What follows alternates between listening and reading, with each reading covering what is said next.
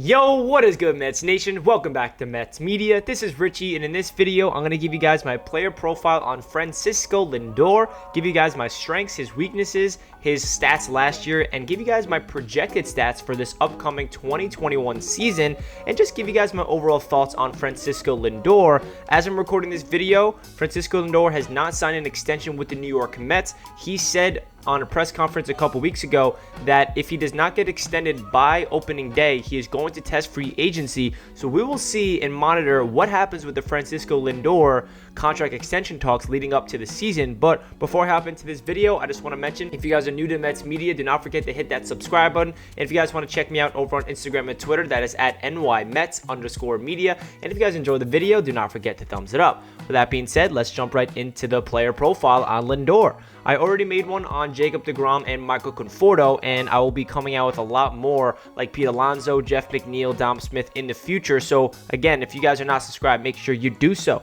So first off, let's talk about Francisco Lindor as a player and how he's going to impact this New York Mets team. So we went out and traded for Francisco Lindor and Cookie Carrasco, as you guys know, and Francisco Lindor is going to bring to this Mets team a lot on and off the field. His bubbly personality, his infectious energy, his positive attitude is going to be really good in the clubhouse. I feel like this Mets team has always been known to have a very healthy environment in the clubhouse, and everybody loves being around each other, and Francisco Lindor is only going to help. He's already been the face of the Mets in terms of social media. The Mets social media, SNY, is just glorifying Francisco Lindor. They want to make sure he feels at most comfortable so he can hopefully sign a long-term deal with the New York Mets. And he's just everything that this Mets team has needed, especially at the shortstop position. It's a premier position in the MLB, and I feel like he is going to bring this Mets offense to another level. And we've seen what he's been doing so far in spring training. He is red hot as I'm recording this video. I'm pretty sure he has 4 or 5 home runs, batting over 400,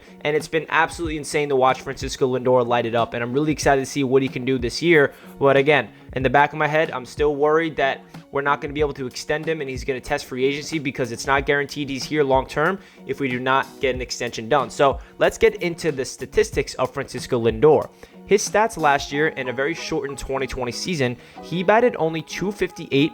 He had 27 RBI, 8 home runs, and had a .335 on-base percentage with 6 stolen base. So these stats are a little underwhelming for Francisco Lindor standards, but if you really look at the context, a lot of people were saying, especially Lindor, that he was very distracted last year. It was a very COVID-related year, obviously, only a very shortened season, and the contract negotiations were fogging his head. He did not know where he was going to be. Is he going to be on the Cleveland Indians for the long term? The Cleveland Indians are trying to get an extension done, but they're offering him way less money than he's worth, and he just is not there mentally. And you can see it on these stats. He did not have a good season. And again, it's shortened. You never know what he would have done last year if he played a full 162 games. But these are definitely some stats that we need to take a look at and see if he can have a bounce back season. And in spring training, it's looking like he's going to do just that. So here are my projected stats for Francisco Lindor in 2021. These could be completely off. They're really hard to project these stats. If you guys want to comment down below your stats, please feel free to do so. So I have Francisco Lindor batting .285. 96 RBI, 30 home runs, .341 on-base percentage with 19 stolen bases. So I tried to be as realistic as possible.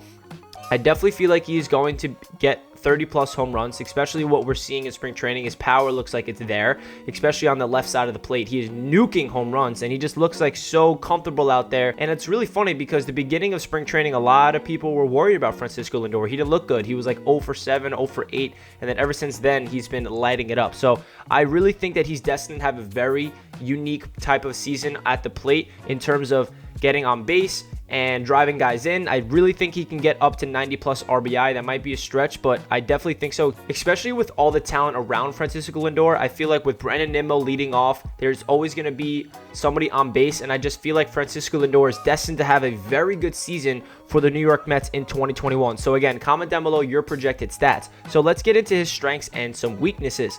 There's a lot of strengths for Francisco Lindor, as you guys know. The number one strength I have is his defense. He is one of the best defenders at that shortstop position. He's a multi-gold glover, and he just has so much range to it. He looks so fluid out there, comfortable, rarely makes any mistakes, and we've lacked that. We've lacked that since Jose Reyes. Jose Reyes was never known to be a absolute beast of a defensive shortstop, but Ahmed Rosario was never one of those guys at shortstop that you really love on the defensive end. Jimenez, he kind of looked like that. We're like, okay, Jimenez can be maybe our future defensive shortstop. And then we traded both of them for Lindor, who is one of the best defensive shortstops in the MLB. And we know that this Mets team has lacked defense for a long time. Sandy Alderson has said over and over again, he's prioritized offense when he was GM a couple years ago. Bringing in Francisco Lindor is only going to help that, and I really love that they understand that they need to get better defensively in that middle infield. I love the dynamic of him and Jeff McNeil doing the double play ball, so we will see what he does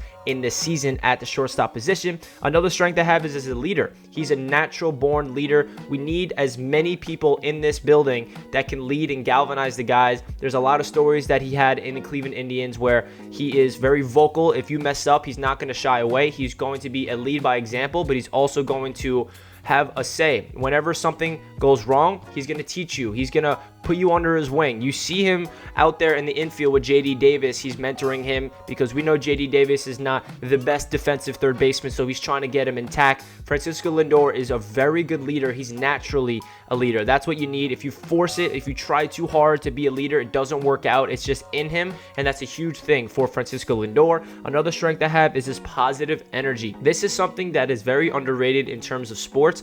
I feel like players that have a very infectious personality, very high energy, positive outlook of life, and just looks like he's having fun. His nickname is Mr. Smile. He just looks like a guy that everybody around the clubhouse will gravitate towards and want to be around and want to root for and want to play next to each other. You know what I mean? It's very good. It's going to bring a healthy environment to the clubhouse, and that's definitely something I wanted to bring up. Another strength I have is this power. We see the power in spring training. He can nuke the ball. He is a guy that could potentially hit 35, 40 home runs if he is red hot all season long, but I projected 30 because I don't want to get ahead of myself. But his power is definitely there. He shows up in big moments, and you can see that he's not just a contact hitter. He's not just a power hitter. He does everything. Another strength I have is his consistency at the plate. If you look at his stats all throughout the season, he's been a guy that's been consistent at the plate. He never really gets into slumps, and when he does, it does not really last too long. He has that mentality where he pushes through adversity, does not get too down on himself, and that's something you need in order to be great in this league. And then the last strength I have is clutch hitter. He is known to be a very clutch hitter. If you see, he had a crazy home run for the Cleveland Indians in their playoff run and late in the game. And he's somebody that's going to show up in big moments, and we need that because I feel like this Mets team has lacked clutch hitting for a long time. Consistently, you know, I feel like we've had a lot of walk-offs, we had a lot of really clutch heroic hits, but we've never had that one guy that we feel very confident at. You're at the plate, bottom of the ninth, we need you to drive in a run. Can you do that? And Francisco Lindor, let's hope will do that because you see his stats on the Cleveland Indians and what he did over there. He's definitely been a very clutch hitter, so let's hope that carries over to the New York Mets. So let's get into some of his weaknesses. One weakness I noticed is he's definitely better at the left side of the plate than the right side. So he's a switch hitter. And this isn't the biggest weakness, but it's definitely something you want to consider. If there's a left-hander on the mound and Francisco Lindor is batting righty, he's not going to have the most power because I've noticed all of his home runs is coming from the left side of the plate. I don't think this is going to be an issue, but definitely way more consistent of a hitter when he's batting on the left side than the right side. Another weakness is he had a very low batting average last year, and I went over this already. I think there's a lot of factors going into it, whether it's the contract negotiations, whether it's the COVID situation, a shortened season. You can't really read too much into a very short season, but he definitely did not get on base a lot and definitely did not have a high average last year. So let's hope that does not carry over. He only batted .258, but like I said, if he played an entire season, I guarantee that would have went up because Francisco Lindor is one of the greatest hitters in the league today. And another weakness I have is he will cost a lot of money if we do extend him. He is looking to get upwards of $300 million. Now, would I do that? Absolutely, 100%. It's just the only reason why I'm bringing it up as a weakness is because that's a lot of money.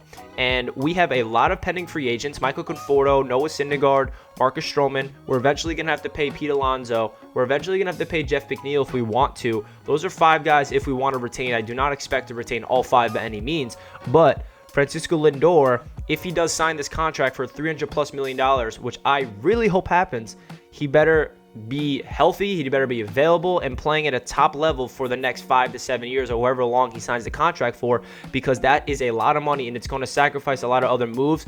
Sandy Alderson and Steve Cohen said they want to bring in somebody and invest a lot of money into somebody that is a superstar talent. So Francisco Lindor checks all the boxes. The only reason why I brought this up as a weakness is just because it costs a lot of money, but it's not the end of the world. That's what happens. You got to pay a lot of money if you want to get a player like Francisco Lindor. So that really does it for my player profile. Let me know down below what you guys think. Expect more player profiles in the future. I think the next video will be Pete Alonso, so stay tuned for that. And again, thank you guys so much for all the support. Stay tuned for more Mets media content. If you guys stayed until the end of the video, comment down below a Statue of Liberty emoji so I know you were here. And that does it for this one. I'll catch you guys in my next one. Let's go Mets. Peace.